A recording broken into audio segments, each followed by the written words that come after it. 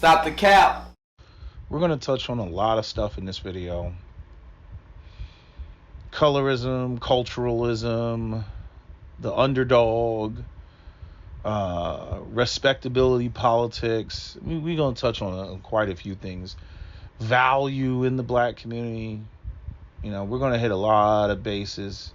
Hopefully I can make this video where it's not too long, but you know, doing this stuff off the top of my head, you know, sometimes it gets overwhelming because I'm just trying to keep all these thoughts organized.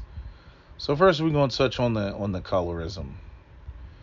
This is one of the reasons why I wish brothers would just acknowledge beauty and move the hell on. It's kind of like when you get these guys that they try to holler at a chick and then, you know, try to get her number and then, you know, hollering at her across the street. They can't get her number. And then all of a sudden, the chick that the dude was just trying to holler at, now all of a sudden she's ugly. She ain't got no ass. You know, bitch, you know, you ain't got no edges. You know, like now all of a sudden she ain't shit. She's nothing. She's nobody. And, you know, the guy's going to pretend in front like he wasn't even interested. What the colorism camp is trying to suggest is that when it comes to educated lames, that they never wanted black women to begin with, especially dark-skinned black women, and that they only see dark-skinned black women as, you know, something to fuck and something to fool around with, and then at the end of the day, they're going to go run out there and get with the non-black women and the white women and the exoticals and everything. That when it comes to sisters, they never wanted them. And they, you know, they're going to go out there and they're going to get the women that they really wanted, which are all the others, right? And it makes it difficult to defend against that when you got dudes running around because they don't like what Six the Goddess says, saying that she's unattractive or ugly. And like, you know, I already know that a bunch of brothers came in the comment section saying just how capped that is. You know what I mean? But I'm just saying in terms of self-policing, right? So that brothers don't get hit with the, you know, oh, y'all never wanted us, y'all never liked us. The whole running around calling women who clearly are not ugly needs to stop. And other black men need to check other black men about that.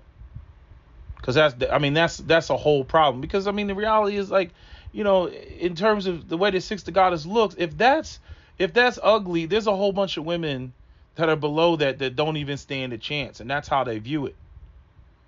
You know, and you're not going to be able to sit there and get them to believe that you were even remotely interested in a woman that was not on Six the Goddess's level when you're running around calling Six the Goddess ugly. You make it look like there's just no black woman ever that can meet your criteria that you would find attractive. And they're going to run with that and they're going to say, oh, haha, see, colorism. The other problem is because black people are pretty much, you know, black people, you know, everybody else is lighter with the exception of what? South Indians. That's it. Everybody else is pretty much, you know, lighter than we are. And then you got groups of people that, like, we don't even come in contact with. Like, if you want to talk about the Melanesians and, you know, some, you know, handful of obscure Southeast Asians and whatnot. But overall, if a black man gets with any other race of woman in the West, 9 times out of 10, they're going to be lighter. And colorism is going to be accused by default, because if you leave black women and you go anywhere else, everybody else is freaking lighter. You know what I mean? So there is no escaping that. And I'm going to tell you, like, one of the things that I kind of have a problem with when it comes to, you know, desirability and who these women wanted, which we've already talked about. A lot of them wanted street thugs, bad boys, and all that other shit. And they go out here and they get with a street guy, you know, who's in the streets, because he's got the swag and the charisma and the game and all that other stuff. And he does her dirty. And he leaves her with a baby, right? She gave him immortality. He leaves her. And then what these women will do, the women from the colorism camp, they'll try to put that on educated lames that we're not getting access to any of these women, right? So, and then they make the accusation, Well, I bet you would have just fucked the dark skinned girl and then ran over and got with the light skinned woman that you really wanted.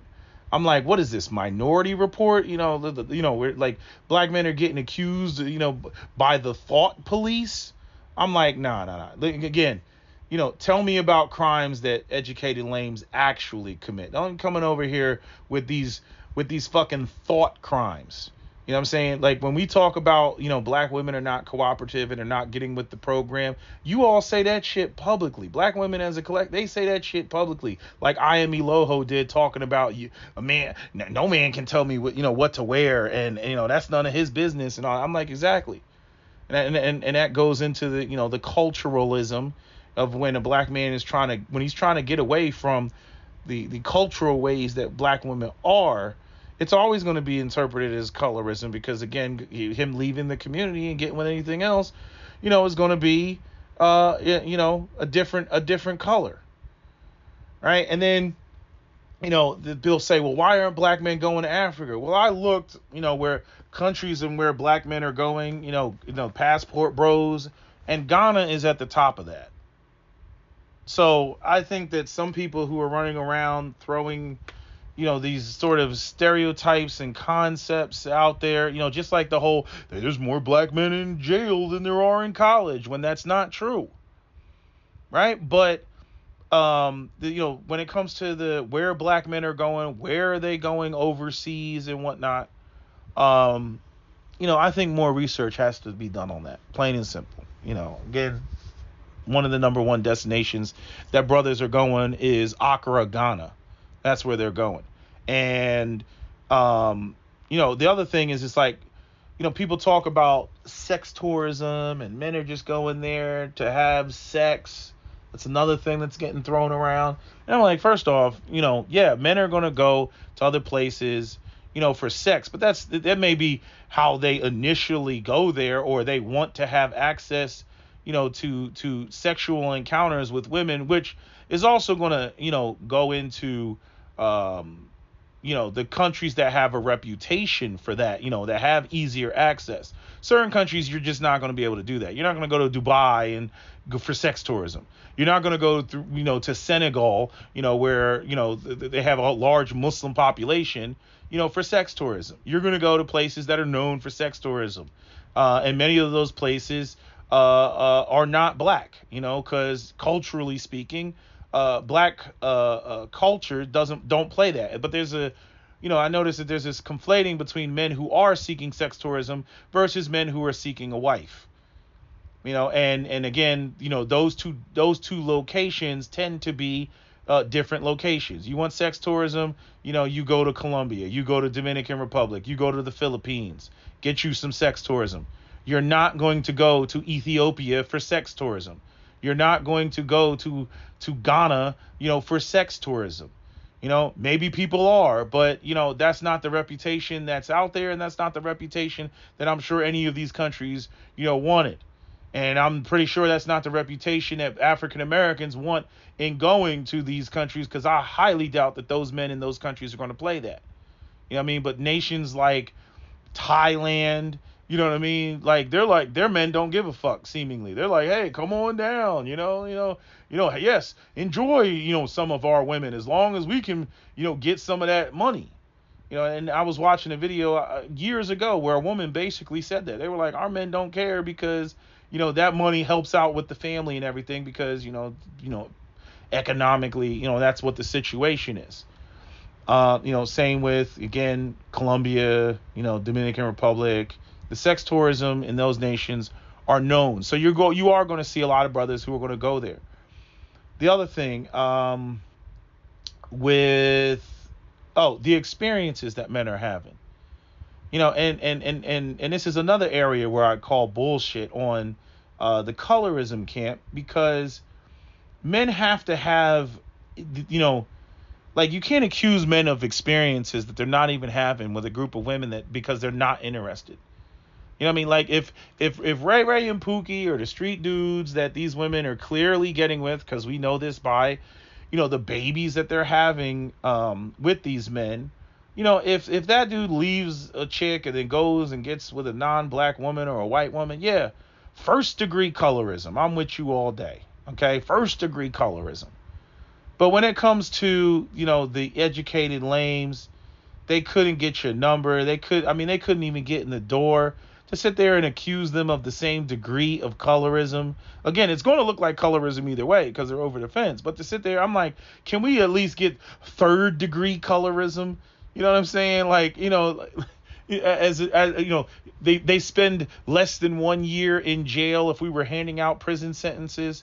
It's kind of like what Matt Damon got in trouble for when he was talking about there's a difference between sexual harassment, in the office. A dude's trying to holler at a chick at work and trying to get her number, and she takes offense to it and she feels that he's being, he's pressuring her or something like that. There's a difference between that versus, actual physical rape. Those two things are not the same. That's why we have degrees of murder. There's first degree murder and second degree murder and third degree murder and manslaughter and involuntary manslaughter, right? There's different degrees of the shit.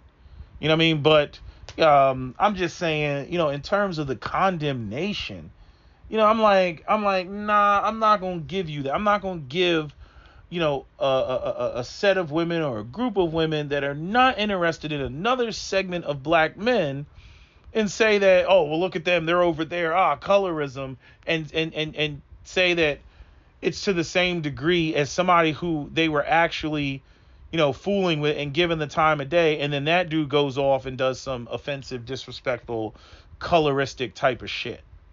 I'm like, nah, I'm not giving that. I'm definitely not giving that. Because you got to have the interactions, and this goes into, like, even when it comes to, the accusation that men are out here, sex tourism and whatnot. If these men, whether it's college, wherever they go, they're going out there and they're dealing with other races of women, and they're not getting any play from black women because they don't have the game, which I'm going to touch on that in a second. That is where they're going to develop their first, emotional connections, sexual experiences, and everything else. And when it comes down to, when they finally decide that they're done, sowing their royal oats or messing around or whatever, or maybe they just get overwhelmed with emotion and, the first sexual encounter they have, they're like, I'm in love. And then they go and they wife that chick up. But I'm saying they're going to pick from that pool. They're going to pick from the pool that they have positive experiences with because, they were actually given a chance. They're not going to pick from the pool that they can never get into in the first place. And this is something else that brothers need to, acknowledge. And I know that a lot of dudes don't want to acknowledge this. They always try to put it, in the context of, being on the women. Like, example, again, getting away from the, oh, you never wanted us and we were never desired and all that other shit. I think brothers do need to start telling more of the stories of the women that they wanted but they couldn't get. I mean, I got stories. Graduate school. There was a chick, I'm not going to say what her background was because, who knows, might be listening to this. And they'll be like, wait a minute, start connecting dots. But there was a chick, she was a Caribbean chick. She looked like Aisha K. Fane's Quiet as It's Kept. Man, did that woman know how to dress, man. She was just sexy. Anyway, she was interested in another black guy that was a Caribbean black guy, and I was trying to shoot my shot. She wanted that guy. I wanted her. She wanted no parts of me. And it went as so far as for her to tell me to my face, I don't date African Americans. What do I do with that? And she went as far to, she was spending money on this dude, like trying to get him to go, like buying, Sixers tickets and shit like that. Like she was going out of her way to get this dude, and he didn't want to go. Here I am standing there like a dumbass. I'll go. Talk about acting like I was a ghost. I felt like, freaking, what's his name? What was that movie? The name of the movie was Ghost, but, I felt like Patrick Swayze when he was like punching through the dude, you know what I mean? When the dude was going up the stairs. That's what I felt like, man. I was like, God damn, I mean, I'm just nothing to this bitch. I'm like, God damn. You know what I mean? But, whatever it is, it may not have been my lack of game. It may have just been her perception of African Americans and, the whole status. I mean, honestly, I would have thought that being in grad school, I'm like, here I am at an institution of higher education. Like, I would have thought that meant something. I would have thought that, put me above, the street nigga status. Apparently not. You know what I mean? But, I got stories like that. That's just one story. Because again, I told y'all, I don't want to, like, I know I said I was an ugly duckling, but I don't want to say I was an ugly duckling. No, I'm just saying it wasn't until I started lifting weights that when it came to sisters, shit changed for me. And I'm saying there had been black women that I know for a fact I was corny to them. I know for a fact that, the way that I talked and everything, they weren't moved by that, but they were moved by my body. They were moved by my height. And I got in off of the strength of that. You know what I mean? But, their fantasy in their head, I looked the part, but mentally, like, no, they really couldn't deal with me. But physically, they was like, oh, give me some of that. And sometimes, that type of situation happens. Now, I got to recognize that a lot of dudes are not me. And this is another thing that a lot of women have to recognize. Okay, while I was out here, yeah, I was getting pussy. Now, I didn't win. Every scenario wasn't a victory. Every woman I ever wanted, I didn't get. Okay? And also many of the black women that I was fooling with, they're not African American.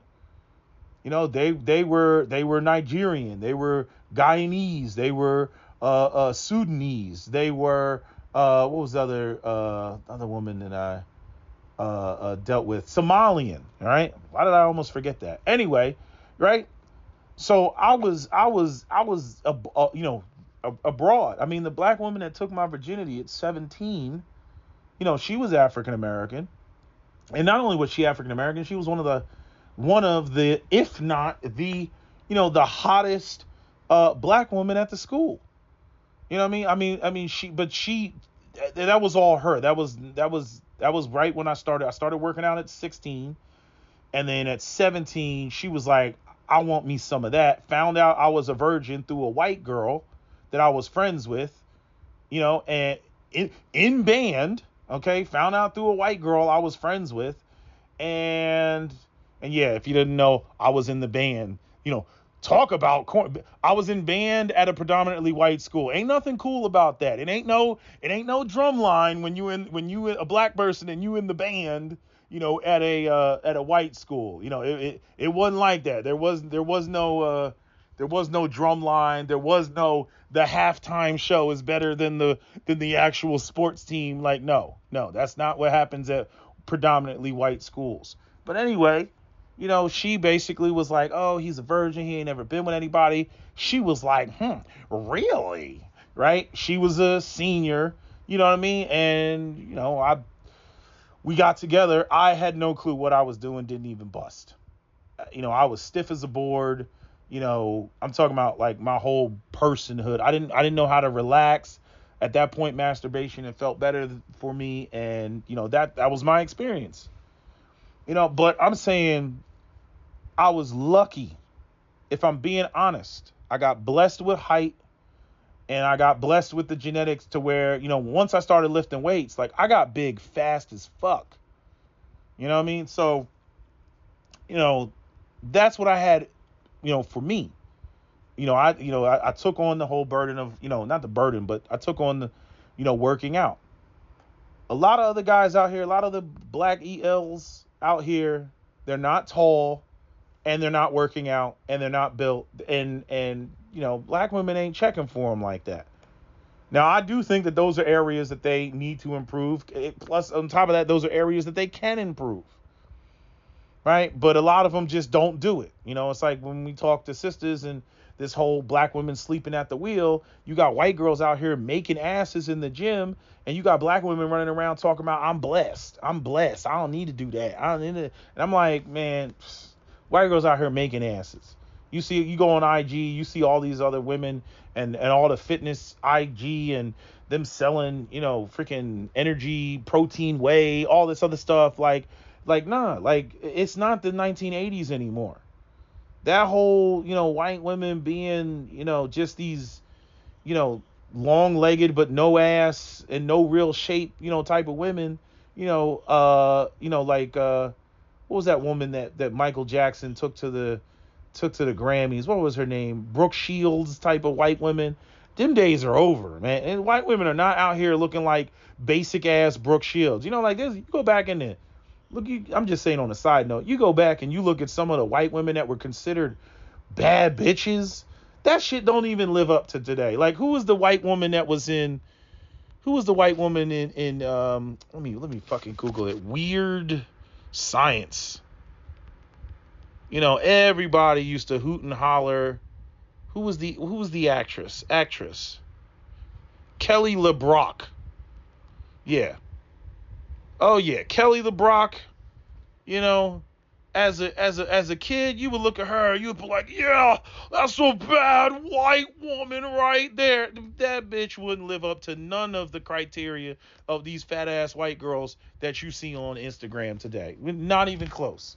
Yeah, she got a pretty face, but I mean, going back, and it was like, you sitting there looking at that shit like, when was I getting an erection over this shit? Like, it's just crazy that the how much the beauty standards and the criteria, have shifted ever since, women, really took it upon themselves, to work out and lift weights. I mean, even now, I go to the gym, I see these, they got these dark skinned Indian guys that are at the gym, they're like, and they're trying to be on some hyper masculinity shit. They're like, fuck it.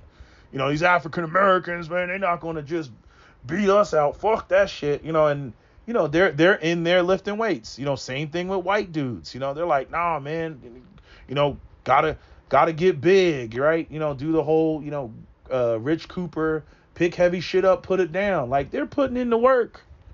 And black women are the last group that are actually putting in it work when it comes to the fitness shit. They're just running around with, I'm blessed and I'm good. And I'm like, well, you're going to lose with that shit because everybody else is on a fitness plan. Right? And they look damn good. But what was I kind of got off topic about the damn, hold on a second. Oh yeah. I was talking about the guys that aren't working out. Yeah, a lot of guys, they just don't have that. So they didn't have the experience that I had, and a lot of them didn't get any play until they went over the fence. And to me, it's like, I just don't buy the whole, that they should be charged with a crime when I'm like, you weren't checking for these dudes. You were not checking for them. Now, granted, here's something that I think, goes on in the background. I think that some of these dudes will use the fact that the greater society says that, these other women are better, white women, Latinas, than black women, which is foul, and then throw it at black women because they just want black women to feel the sting that they felt through their rejection. I definitely think that goes on. I definitely think that, well, I got a white woman anyway, and they throw that out, which is some corny ass shit to do. But I think that they throw that up there, not on some, they're self-hating and that's the origins of it. I'm like, nah, they're trying to, they want to clap back. They're like, they want to hit you with the, you rejected me and now, shit's different. And now that I got resources, because there's, at the end of the day, they're still lame. They're still that corny dude. Like, even in their red pill rage, they're still lame. And which, like I said, they don't even get, like, they haven't even transitioned into being smooth. And like I said, the other thing that they'll do is they'll accuse, when you talk about, like, instead of them acknowledging, like, hey, we don't have enough game, right? They'll try to put it on black women and be like, no, see, the problem is black women require too much game. See how it still turns into a black woman thing?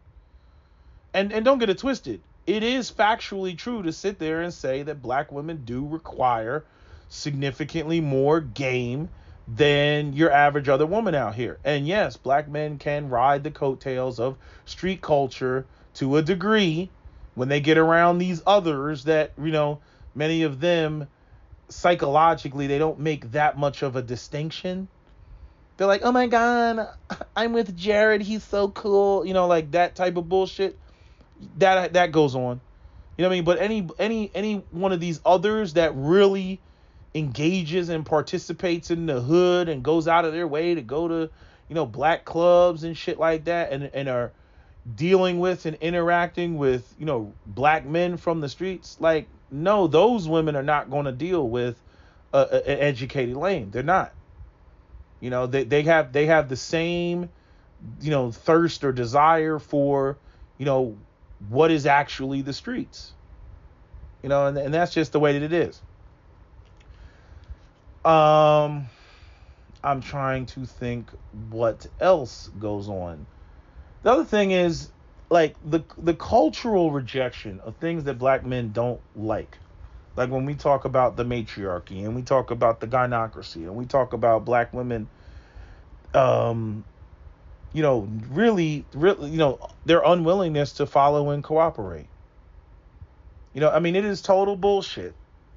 The idea that, if black men go out here and they build something and they put something together, that black women are going to, fall in line and submit and everything else. I'm not saying that black women don't want certain things corrected in the community. But it is the shit is spinning on its own axis when it comes to the mindset, whether it comes from feminism, whether it comes from, black women's ideas or thoughts where they think that they are better than we are, as black men. And a lot of black women, real talk, they don't like dealing with black men that are accomplished and are doing better than themselves. That conflicts with their belief about being these strong, independent, going to the moon and back, and they're kicking ass. This goes into the black women that like hanging around street dudes because not only will street dudes big them up, thinking that it's a come up for them to, yeah, man, my girl, my girl went to Spelman, and they're not educated. They think it's the come up that they were able to bag her, right? They like that. They like the way that some of those guys will make them feel. Doesn't always happen. I'm just saying sometimes those guys will big those women up. Yeah, you put this together, that type of thing. They like that, and they like feeling better than they like feeling better than those guys as well. Where I've come across black women that act like, it's like when they come across you and you're a quote unquote learned black man, they don't even know how to adjust and switch their behavior when interacting with you. They think that they can just talk to you any old type of way, like you just some dumb nigga on the street. I'm sure some of you have come across that. You sitting there, you looking at the bitch like, the fuck is wrong with you? You know what I mean? And they acting like you don't know how to do anything. You can't do anything. And you got to politely inform these women, I don't know what type of niggas you fuck with. You know what I mean? But that shit is offensive to us. And they don't really comprehend that because they're so used to dealing with niggas. They're so used to dealing with niggas being niggas, and they like dealing with that because, they gives them a leg up, so to speak.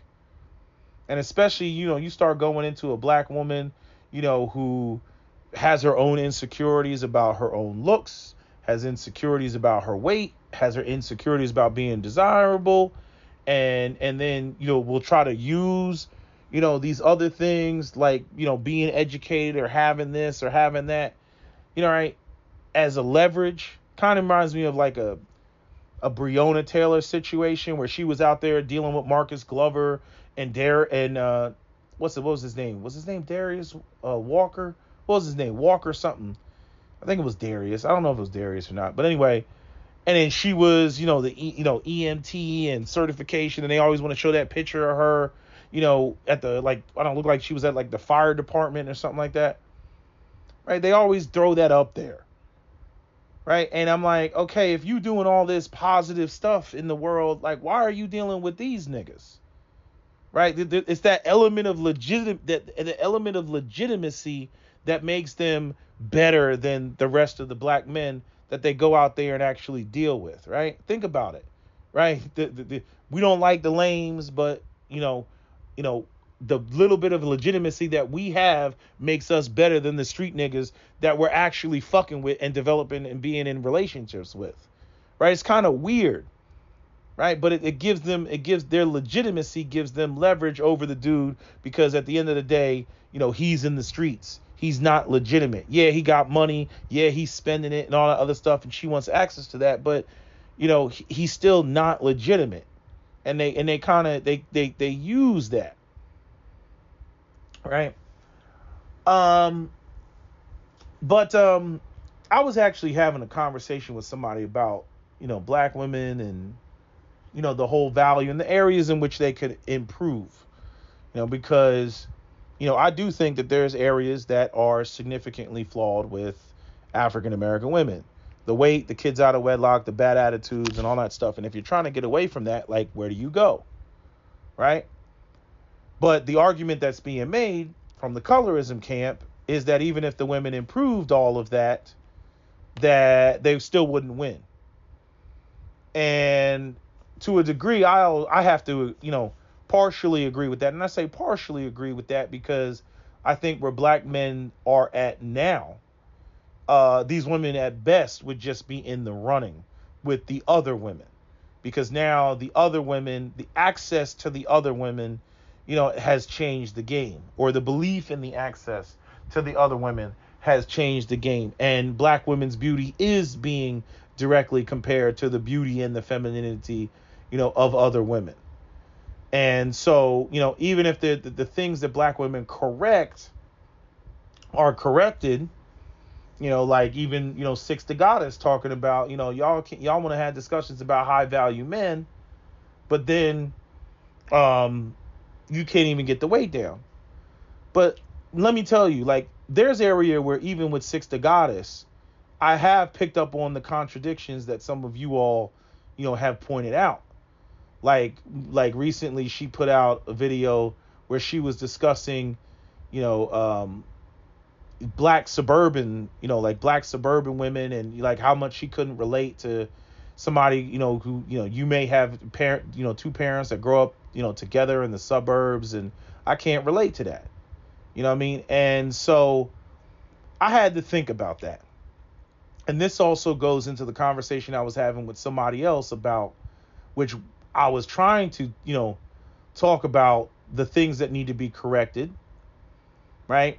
But there's the reality that even black women correcting some of those things due to the access to other women and not having to correct those things, not having to deal with the process of correction, it ends up being a situation where black women end up losing, which again, on the surface level, to a woman who is focused on colorism, is just still going to look like colorism to them, right? When it's really not wanting to deal with the process. And this goes into, things, even talking about Dr. Umar, I'm connecting all the dots here, even talking about Dr. Umar Johnson, right? And his whole, going in the community, and, the thing is it goes back to what Captain Solo said a long time ago, how much work it is, and it's too much work. And part of the problem with us having, access to other races of women, and, again, going back to that video, that Brazilian video, she opened up my straw, where that brother was, in Brazil and talking about, I'm like, you're in another man's patriarchy. And when you're dealing with and looking at these other women, you are looking at the fruits of another man's patriarchy. The femininity, the softness, all that stuff. Yeah, that's the environment that the other races of men created for their women, right? You haven't created that, for your women, right? But there's a caveat to that. Because the other day I posted that Glorilla video, right? The fuck nigga free video. And, the picture of the comment section where the woman was saying basically, yeah, she said something to the extent of not leaving out the pregnant, because the pregnant friends always get left out. I'm like, why are we bringing pregnant women into a music video where they're twerking and this chick's about to be a mother, right? Like, why are we bringing that into the same space? And the black women in the comment section just co-signing all of that, right? And we were talking about the whole thing with the areas in which black women need to correct, and that came up, and the conversation went in another direction. And one of the things, in speaking on Glorilla and everything, the brother that I was talking to basically said, nah, black women don't know how to guard their own image. Because we were talking about, image and value, and, it's like in one breath, black women will get mad at the way that they're perceived, right? And say that it's like the origins of it comes out of self-hatred, black men's self-hatred, right? But then there'll be like fuckery that shouldn't be co-signed but gets co-signed by black women in the black community, like the fuck nigga free Glorilla video. I mean, if you go and you read through that comment section is atrocious. Not only is it atrocious, but I mean, when the number of likes, like even that comment about the pregnant chick being able to be in the video because they get left behind, I'm like, the bitch should be left behind. What you talking about? There's a twerking video and you're gonna put your pregnant, non-married, no ring on it friend in the damn video, and then later on we're gonna have these sort of respectability politics conversations about black women and their value and how they're perceived and why aren't they seen as wifey material and everything, while you got 58,000 video liking that comment about having the pregnant chick in the fucking video.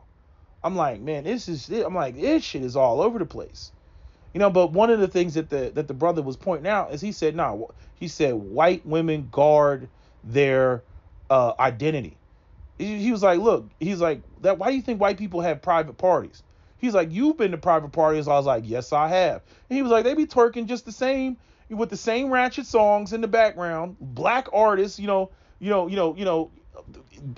in the background, and they're twerking to the song, slapping each other's ass and everything else like that. But he's like, but you won't see that shit on TikTok. He's like, you won't see that shit on Instagram. It's a private party. You know what I mean? Like it's like, they be having these like Jeffrey Epstein type parties and shit. You know what I mean? Like there's a lot of shit that goes down at these white folk parties. If you're ever in the inner circle and you're ever able to, experience being at any of those events, like there's a whole bunch of shit that goes down. You just won't be posted publicly. They maintain, their image. And, that brought up to question, examining, the sort of situation. Because he was like, even the educated black women will co-sign the shit. And even when Cap and I, we were running, through the scenario with it, he was like, you tell me what Maxine Waters has to do with, co-signing, WAP, Cardi B and freaking Megan Thee Stallion.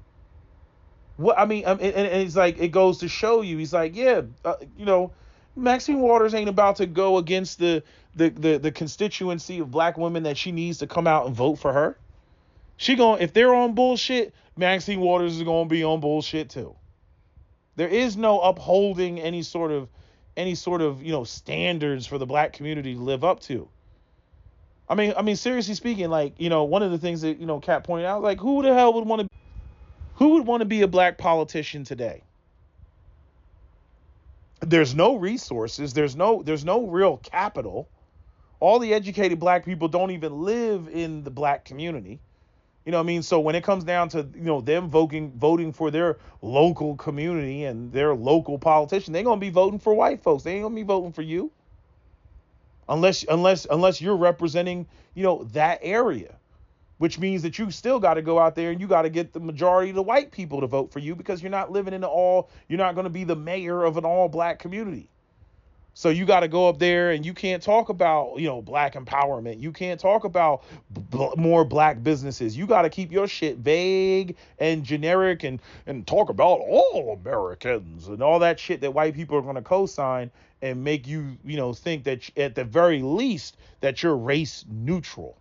You ain't gonna be up there talking about reparations or talking about we need police reform, and whatnot. At best, you're just gonna have very generalized conversations about diversity and all people being accepted, and we don't deal with the overt racism of the political right. Because truth be told, that's about as far as white liberals take it. You know what I mean? They as far as they take it, they don't believe in the foaming at the mouth racism. They don't believe in calling people the N-word. They don't believe in just saying and doing abhorrent things. But they ain't about to do anything to actually, change people's socioeconomic conditions and whatnot. You know what I mean? But the point is that, Maxine Waters, I mean, you really got to think about her being up there, co-signing WAP. And then we got to go look at, go to when Monique tried to criticize black women about going through the airport with their bonnets and their fuzzy flip-flops looking like they rolled out of bed. I mean, you'd be hard pressed, in many areas of this country, like you'd be hard pressed to find, like let's say Hispanic women, for example, the Latinas of Miami, not walking around looking sexy as fuck. You know what I mean? You can find some of that if you go down to around the local campuses of the HBCUs in the South. You can find that in Houston. I can tell you that it's pretty bad in the Northeast. It's like, people do look better wherever there's warm weather and there's beaches because, they're going to be walking around half naked half the time. You better tighten up because you're not going to have, if you think that you're going to have a North Face jacket on to cover up, your rolls and shit like that, not in South Florida, I'll tell you that much. You know what I mean? You may be invited to a pool party or invited to the beach or whatever. So you might want to tighten it up because those others are going to come into the space and they're going to come correct. You know what I mean? South Florida that was the first time, I'm at the gym. I got a little lazy. I caught myself, I was doing sets and I was on the squat rack and I was sat down and decided I was going to scroll through my phone. The fuck I was. You know what I mean? Them little Latinas ran up on me like, you done with that? You know what I mean? I was offensively disrupting their day. Like, if you're not going to use the squat rack, you need to get the fuck on. Basically, that's what they told me. You know what I mean? And I was like, God damn. I was like, oh shit, my bad. I was like, nah, y'all got this. I'll come back when all three of y'all are done. And they got on that squat machine, put 2 plates of 45 on that bitch, and then just started going to town. I was like, God damn. And they looked hellified. They were not fucking around. I'm like, shit, it's freaking Florida. They're like, oh no, we gonna come correct. And we gonna be at the Bad Bunny concert in the front row. You know what I mean? Trying to link up with whoever they want to link up with, speaking Spanish and shit. They not fucking around. Don't get me wrong, they got their population of ratchets too, but they got enough that are trying to live up to the standard to offset that shit. But I'm saying, just thinking about, the whole Glorilla, the way that it's so many women co-sign, even the educated women co-sign it. Have y'all seen these like Somali girls on TikTok and Instagram that are all dancing to what's that chick's name? Hold on. Not just Glorilla. They dance to the Ice Spice songs and shit like that.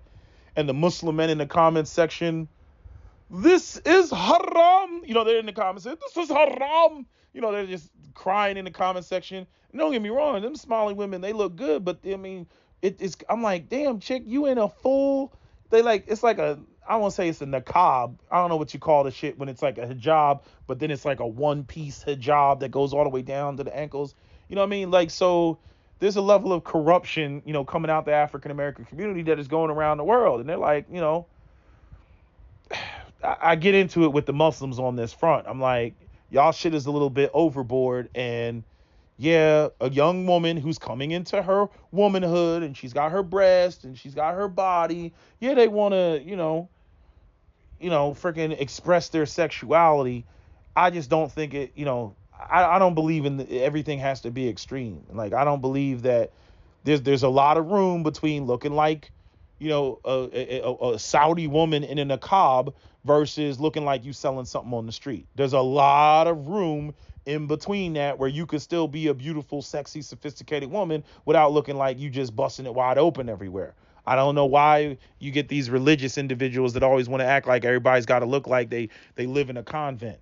I call bullshit on that. But I'm just saying, you know, um, you got Ice Spice and you got, Glorilla. Ice Spice isn't even really that bad when I think about it.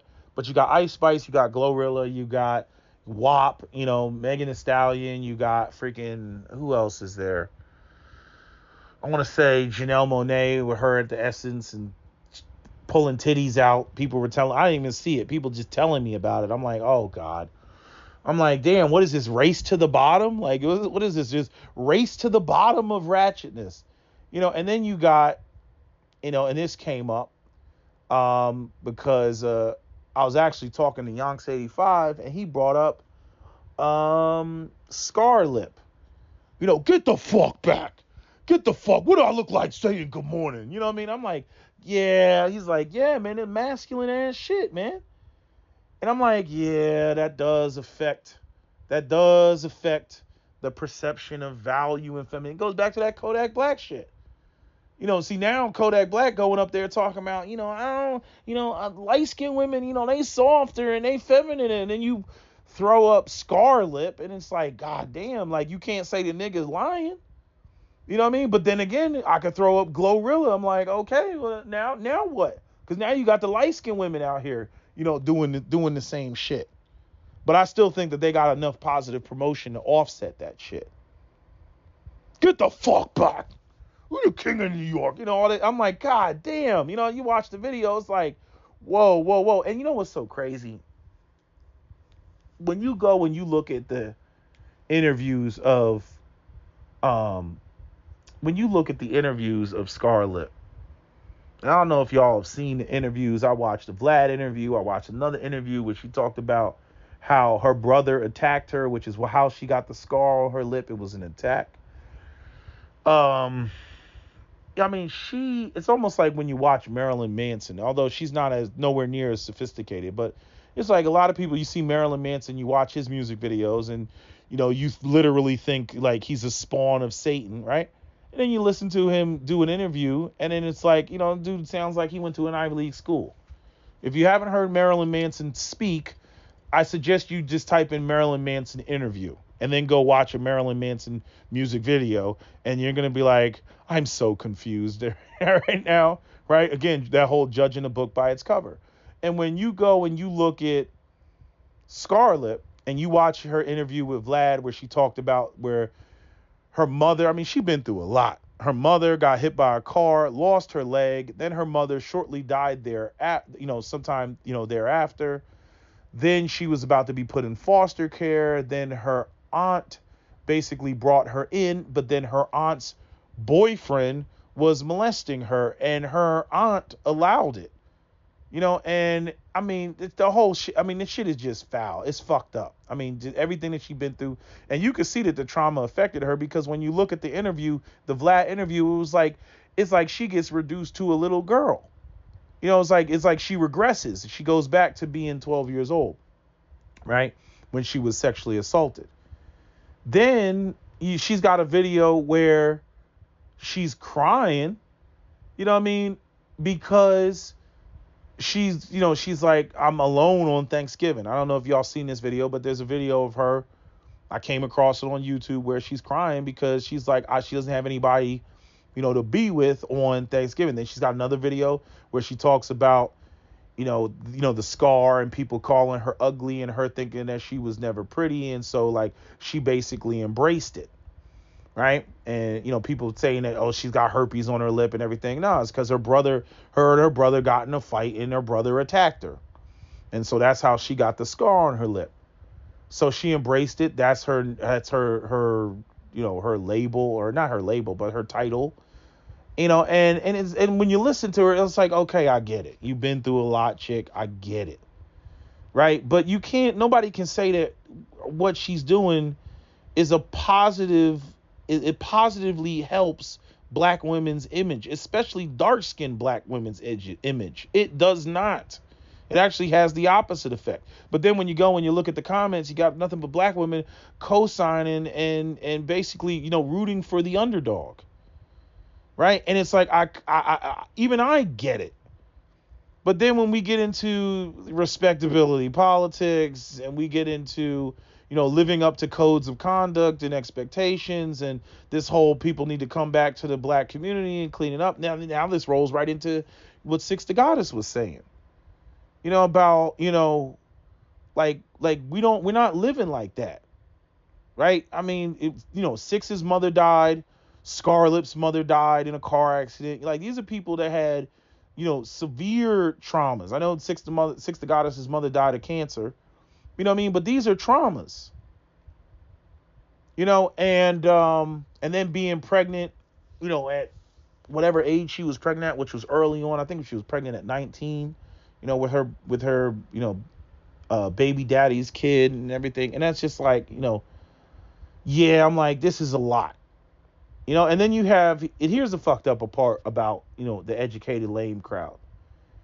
And why the educated lame crowd, and I could approach it from two different angles, but honestly, why the alleged educated lame crowd does need to shut up. Because the educated lame crowd does not want to go through the process of these problems being corrected. They do like white people, where they're like, why can't you just be like us? Right? They don't want to go in there and actually put in the time and the energy to actually correct the shit. However, by the same token, like I said, your presence is offensive, because you get the people that, they want certain things fixed, but they don't want you coming there acting like, or thinking that you're better, or the way that you do things, are better. And I'm like, but they're being shamed or told or demanded to come in there and correct these problems. Not just from the standpoint of, oh, well, y'all demanded submission, but from the standpoint of we don't respect you because y'all ain't coming here and clean all this. That's bullshit. No, a lot of the street shit, y'all think that is authentic, real black culture. It's even underneath the freaking the Glorilla video, and there's a similar comment underneath the Scarlet video. This is authentic. This is what authentic blackness is. And me, I get into trouble. Cap wants me to go through with a fine-tooth comb, and we check everything off and have debates and discussions about what should be tossed out and what should be kept. Where me, I do lean on the side of all of it needs to be tossed out. You know what I mean? Where, like, it's like, example, black people like soul food. There's a lot of aspects of soul food that it's slave food. That's what it is. That's what black people were eating the scraps. We were not eating high off the hog. We got the bullshit. Pig feet, pig tongue, chitlins, pig intestines. That's not the good part of the animal, right? But a lot of black people have acquired a taste for that. And so, if I start, taking all that off the table, they're going to be like, oh, I don't feel like I'm at home anymore, because they're comfortable in that. And then you got to look at it from the standpoint of the people that thrive in, look at Scarlet. You know what I mean? I mean, why would she do anything else when she, get the fuck back, it blows up? Why wouldn't she make more songs just like that? I'm going to tell you who should be really charged with a crime. A lot of these street niggas that are up there encouraging the shit. You know what I mean? I seen 50 Cent, he up there, supporting her and everything else like that, and I'm saying, like, it's like, why is she getting support for this type of negativity as a dark-skinned black woman? Where it's like, dark-skinned black woman, can they get support for anything else? So she goes up there and is doing something that is denigrating black women's image, dark-skinned black women's image, right? We all know what the women that 50 Cent gets with look like. We know what they look like. They don't look like, they don't look like Scarlett. You know what I mean? So he up there, you know, I don't know. I saw some interview where they're together, right? And I get it. You in hip hop, all that shit. He might feel a connection. It might not even be so, but that ain't what you picking, nigga. That ain't what you picking as what you wanna wife up. Not even. And some people can say, oh, they don't find Scarlett attractive. Okay, you ain't even picking in the lane of a woman that's even her complexion. So again, this is where the colorism comes in, and again, it looks like bullshit. I'll say this for the ELs. The beautiful part is that shit ain't got nothing to do with us. And I mean absolutely nothing to do with us. Because none of us were in that video, get the fuck back, and none of us would be in that video. And you'll have street dudes, up there co-signing her, yeah, New York, yeah, get the fuck back, all that shit, right? They up there co-signing that shit, and then these will be the same niggas out there hanging out in Washington Heights talking about, yeah, I'm over here with the Latinas because the Latinas, they more feminine and they more this. But nigga, you was in the video with Scarlett. You was in the video co-signing that shit. You know what I mean? And I don't, and on a side note, when it comes to dark-skinned black women, y'all gotta say something. Y'all gotta have, I don't care whether these discussions are public or private, but y'all gotta do a better job of guarding y'all image. Y'all gotta be like, yo, we not doing this. Because it only ends up being used against you in the end. You know what I mean? Like, it only gets used against you. So, but then again, you got light-skinned women out here like Glorilla. She's essentially doing the same thing. Now, some people may argue, they'll get into some futurist argument with her and, because she doesn't look like, Doja Cat or something like that. And they'll say, oh, she doesn't have it. So some people may dissect that differently. I'm not here to get into all that. But I'm just saying, she is a light-skinned woman. She was definitely categorized, as light-skinned when folks would get into all these, all these sort of hierarchy things. I'm just saying, I just gotta call out street niggas on the shit, because they'll be sitting there talking about, freaking, Scarlett and, oh, this song is fire and, it's the new New York anthem, all that shit. And then when it comes to the picking time, they'll be out there in Washington Heights trying to pick something. So, it just, my whole thing is like this. Like, let's talk about the not the identity politics. What's the word? What's the what did I say the shit was called? Oh yeah, I remember. Respectability politics. A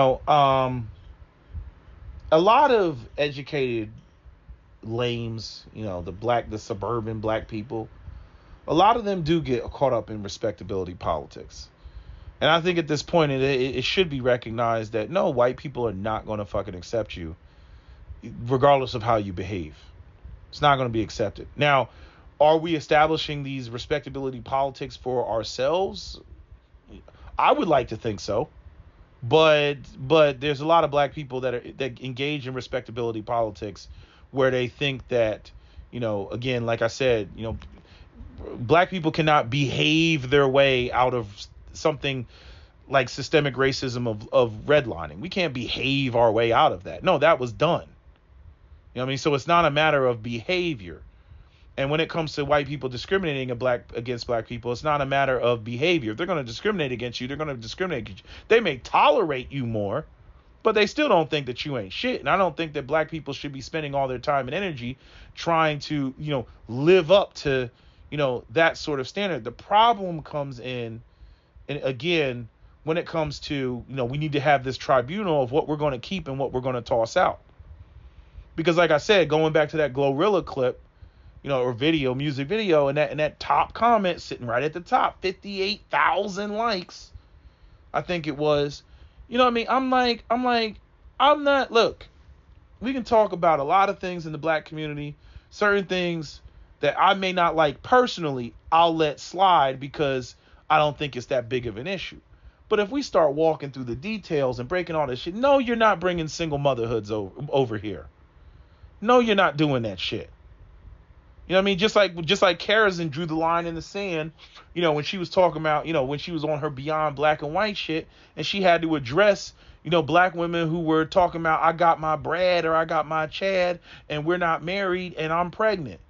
And she was like, no, we are not bringing kids out of wedlock over the fence, which, obviously Captain Solo and myself found very interesting because it's like, oh, you mean, again, when y'all were running around accusing it's black men. Black men are the problem when it came to black women getting pregnant. And even when they went over there over the fence to get with white men that are supposed to be the bee's knees and they're just, everything about them is better than black men, even Crystal Lynn Colorism had to address black women about bringing kids out of wedlock over the fence. We didn't make that video. Colorism made that video.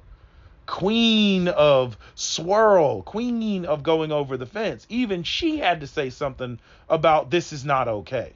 Again, that had nothing to do with black men. But I'm just saying seriously speaking, some of this stuff needs to really be sorted out. But I think that I say that, but do I think that black people are capable of doing that? I think that the arguments would ensue and they would be so great that everything would fall apart.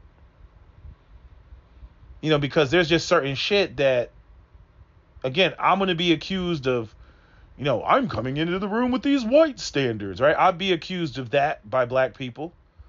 And then, the black people that are on the hood and the street shit, like they'll, say that this is authentic black culture and that I don't represent that.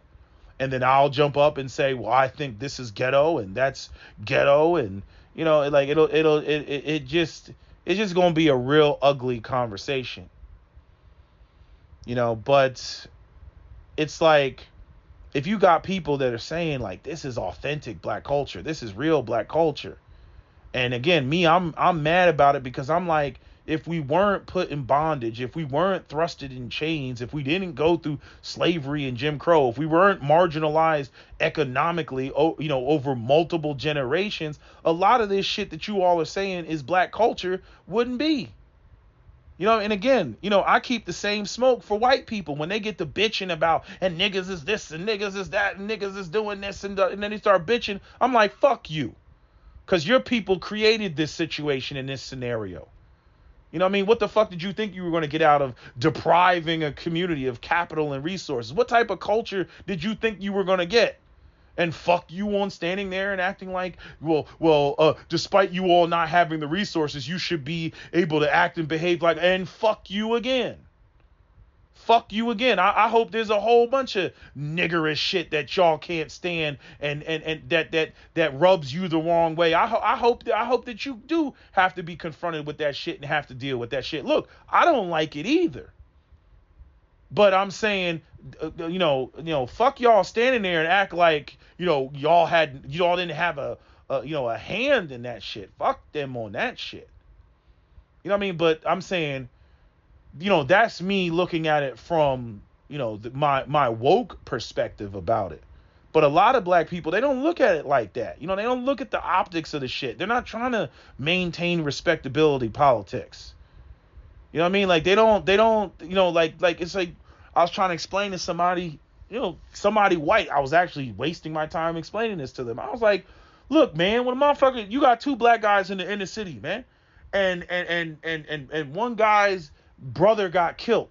He don't give a fuck about the optics of some Republican on some Fox News YouTube channel writing in the comments section, where is Black Lives Matter, when you see that black man in handcuffs being hauled off to jail. That he's not thinking about that. He's thinking like, nah, this nigga killed my brother and he got the payback. And that's all it is. You know what I mean? He's sitting there thinking, yeah, to his brother spiritually, he's thinking, yeah, I got that nigga. That's what he's thinking. You know what I'm saying?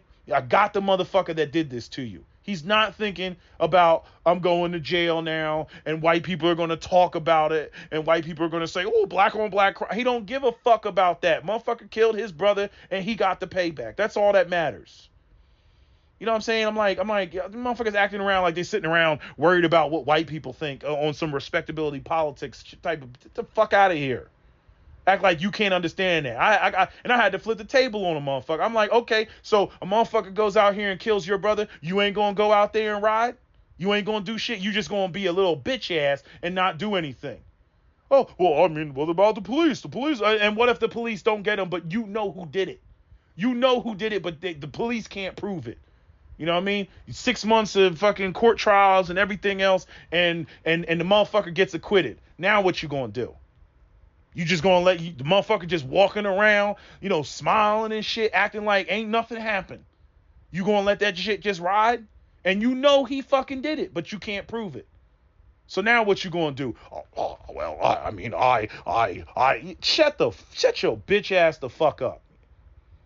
Yeah, that's right. You ain't gonna do shit because you a fucking coward, and that's how it's gonna be interpreted. You're just fortunate enough to live in a community where they accept that type of bitch ass cowardice. Fuck out of my face with that shit, man. I'm just saying, like, it was a waste of time having that fucking conversation, man. He was, you know, I'm like, fuck out of here. Yeah, you wouldn't do shit, cause you don't want to give up your job and your nice house and your all that. Yeah, you got all this nice shit holding you back. Oh, I know, because that's what holds back a lot of educated lames, for the ones that even got it in them to do some shit about it. That's the whole downside of when you have shit in a system that allows you to have the shit as long as you adhere to the rules of the fucking system. Yeah. You ain't trying to lose that fucking $500,000 house that you living in. You ain't trying to lose that, you know, your whole lifestyle. But see, if you already don't come from shit, what is there to lose? What is there to lose from blowing this motherfucker away? Nothing.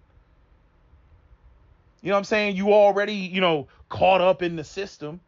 There's no opportunities. I mean, shit, you know what I mean? Like, people don't understand that shit. I understand that shit. I understand that shit more than most. I understand that shit more than the people, the educated camp that I try to defend all the goddamn time. Because even some of them, I'm like, what don't you get about this shit? It's not as cut and dry as you think, motherfucker. Like, you know, it's frustrating. But by the same token, I don't like, you know, somebody sitting there and telling me, you know, and you need to accept all these children. You know what I mean? Like that type of shit. Like that woman that was on welfare with the 15 kids talking about somebody need to pay for all these children. Bitch, somebody needs to fucking neuter your ass, man. You know what I'm saying? Like, fuck out of here. You know what I mean? But, anyway, I'm just over here getting triggered. But I'm just saying, I don't know where we draw the line in the sand. I do understand that it is damn near impossible to sit there and expect people to think and behave like people who have resources that don't have resources, right? But it's like I sent the clip of, you know, the scar lip to Kat, you know, right in the song, you know, she's like, where my niggas at? And Kat made a joke, you know what I mean, about, you know, her video where she's crying about not being alone on Thanksgiving. He's like, yeah. He's like, I know where the niggas at. I know where they're not at Thanksgiving. You know, and you really got to think about that. You really got to think about that. Like, what's being promoted. And then she's over there crying about being alone on Thanksgiving. And then the song, you know, where my niggas at? Yeah, for some street shit. But it's like, they're not going to be there on Thanksgiving. You know what I mean? Like a lot of black people, they need to recognize that you, like, there's some of this stuff is like, I don't want to say it's a reap what you sow, right? Because we didn't create the situation that we're in. We were thrust into this situation. But a lot of the shit that's negative, I get why people embrace it, but then when you embrace it, you got to understand what comes with it.